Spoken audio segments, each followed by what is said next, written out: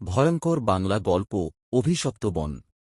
রাত তখন প্রায় ১-২টা। রিয়াজ, শুভ এবং নাফিস গাড়ি নিয়ে শহরের বাইরে ঘুরতে বেরিয়েছিল। তারা ঠিক করল শহর থেকে প্রায় ২০ কিলোমিটার দূরে এক পুরনো বন দেখতে যাবে, যেটা নিয়ে নানা ভৌতিক গল্প প্রচলিত আছে। গ্রামের লোকেরা বলে সেই বনে গেলে আর ফেরা যায় না, কিন্তু শহুরে ছেলেগুলো এসব গাঁজাখড়ি গল্প বলে উড়িয়ে দিল। গাড়ি থামিয়ে তারা বনের মধ্যে হাঁটা শুরু করল। চারদিক নিস্তব্ধ, শুধু পায়ের নিচে শুকনো পাতার মচমচ শব্দ।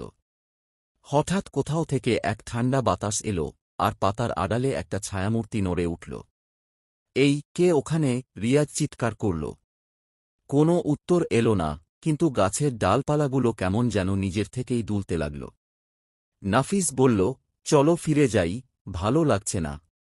ঠিক তখনই একটা বিকট শব্দ হল, যেন কেউ গাছের উপর থেকে মাটিতে ঝাঁপ দিল।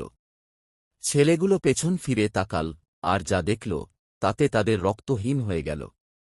একটা লম্বা, কালো ছায়া, মুখ দেখা যাচ্ছে না, শুধু লাল জ্বলজ্বলে দুটো চোখ। মুহূর্তেই সেটা ছুটে এলো তাদের দিকে। শুভ চিৎকার করতে গিয়ে দেখল তার গলা দিয়ে কোনো আওয়াজ বেরোচ্ছে না।